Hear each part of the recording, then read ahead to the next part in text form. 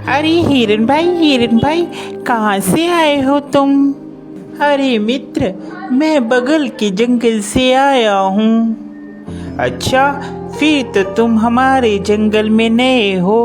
आपका इस जंगल में स्वागत है। धन्यवाद कौवे भैया, धन्यवाद। अरे हिरन भाई, क्या तुम मुझसे दोस्ती करोगे? इस जंगल में मेरा कोई भी दोस्त नहीं है। क्यों नहीं कौवे भैया, मैं आपसे ज़रूर दोस्ती करूँगा। कौवे और हिरन की दोस्ती हो जाती है। वह जहाँ भी जाते एक साथ जाते और जहाँ भी घूमते साथ साथ घूमते। एक दिन उन दोनों के ऊपर लोमड़ी की नज़र पड़ी। अरे कितना स्वादिष्ट हिरन है, ये हरी हरी घास खाता है। मेरा तो दिल करता है कि मैं इसका शिकार करूं और इसको खा जाऊं। फिर एक दिन कौवा और हिरन आपस में बात कर रहे थे।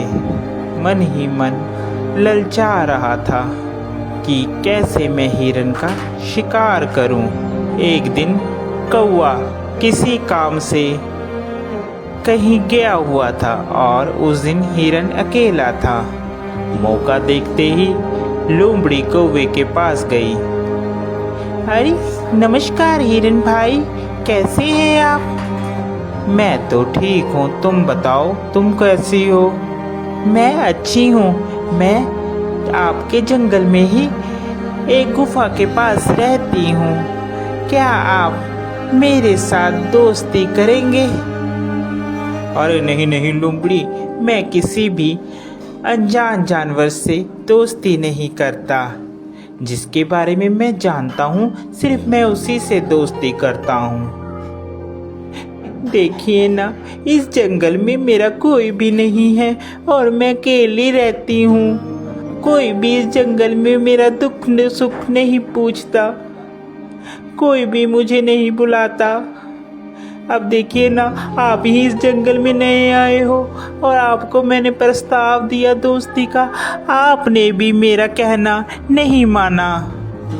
लोमड़ी की मीठी मीठी बात सुनकर हिरन का दिल पसीज जाता है और वह लोमड़ी से दोस्ती के लिए राजी हो जाता है। फिर लोमड़ी और हिरन दोनों दोस्त हो जाते हैं। वह साथ साथ घूमते हैं।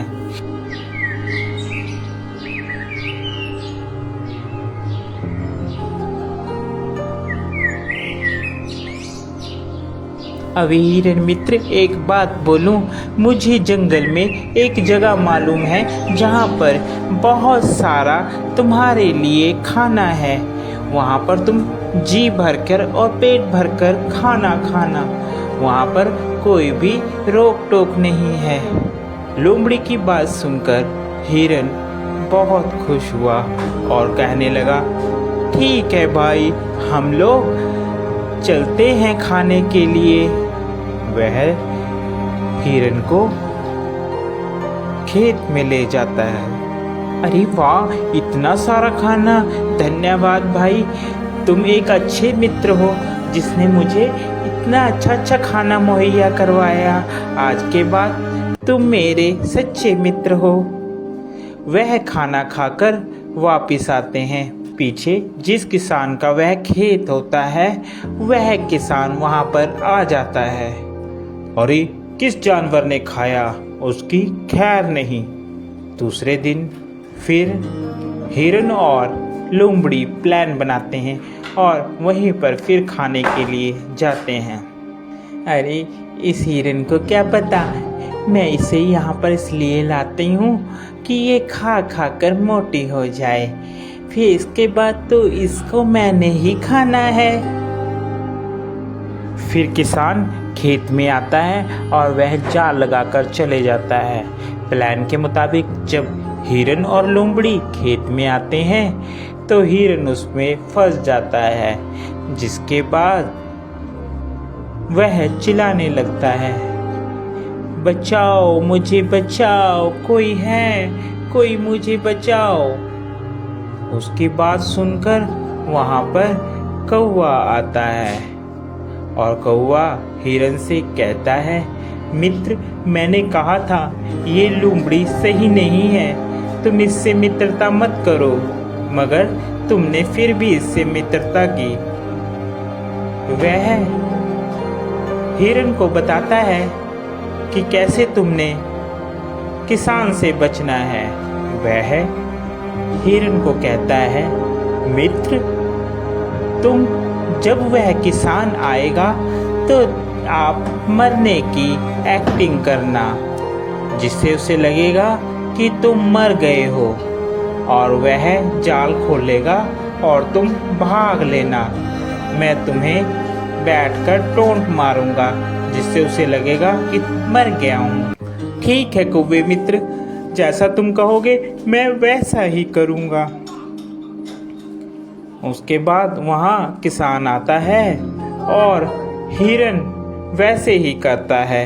किसान को लगता है कि हिरन मर गया है। जैसे ही वह जाल खोलता है, हिरन वहाँ से भाग जाता है और उसे खूब पिलाया जाता था और खिलाया जाता था।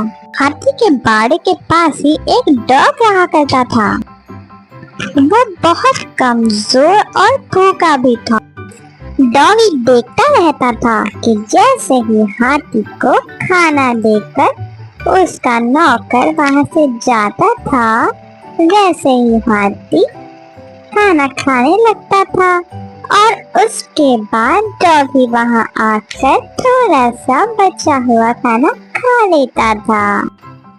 डॉगी को वो बासी चावल के लड्डू बहुत अच्छे लगने लगे और वह रोज वहां आने लगा।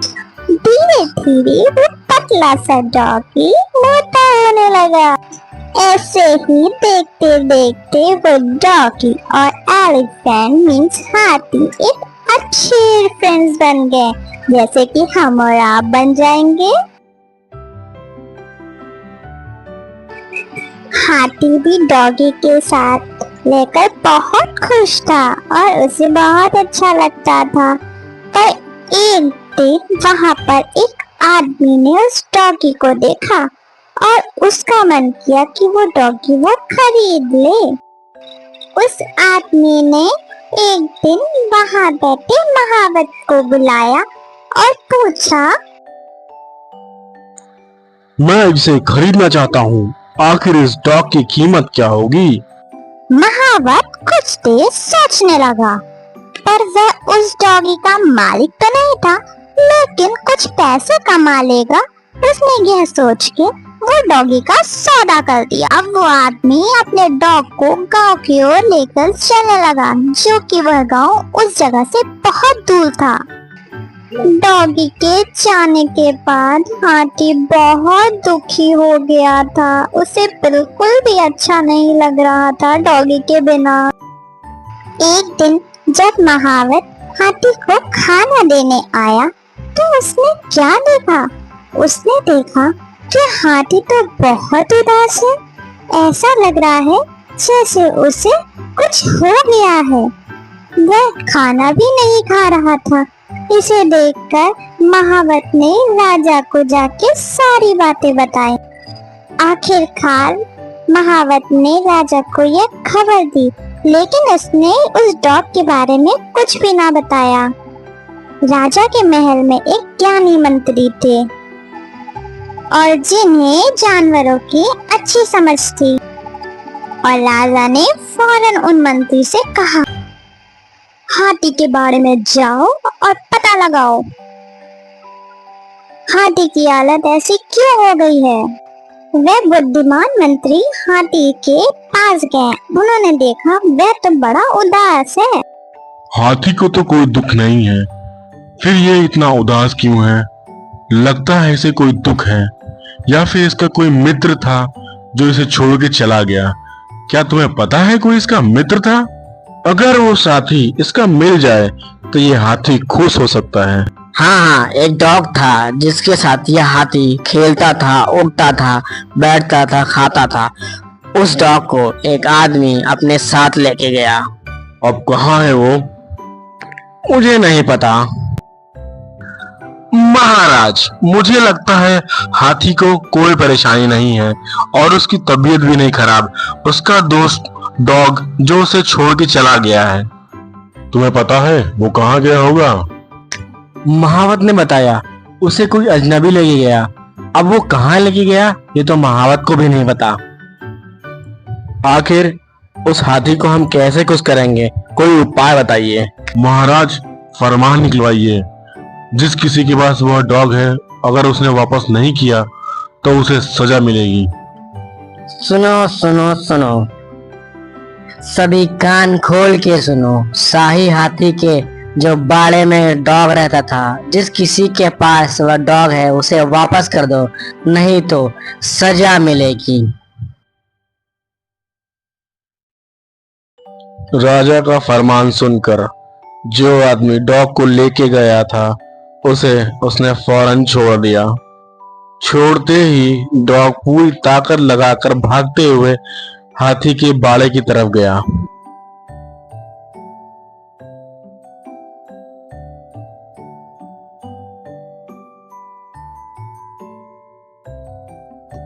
डॉगी भागता भागता हाथी के बाड़े में पहुंचा और हाथी डॉगी को देखकर बहुत खुश हुआ। उन दोनों ने बहुत मस्ती करी और वो दोनों अब बहुत खुश रहने लगे। वो दोनों को मिलके ऐसा लगा जैसे उन्हें पूरा जहां मिल गया। अब वे दोनों बहुत प्यार से रहते हैं। दोस्तों, इस कहानी से आपने क्या सीखा? आपने देखा डॉग और एलिफेंट की दोस्ती कितनी बेमिसाल थी, है ना? इसे कहते हैं दोस्ती। अगर किसी व्यक्ति को अच्छा दोस्त मिल जाए तो वह अच्छी बात है। मॉरल ऑफ द स्टोरी है, गहरे दोस्त कभी अलग नहीं होते।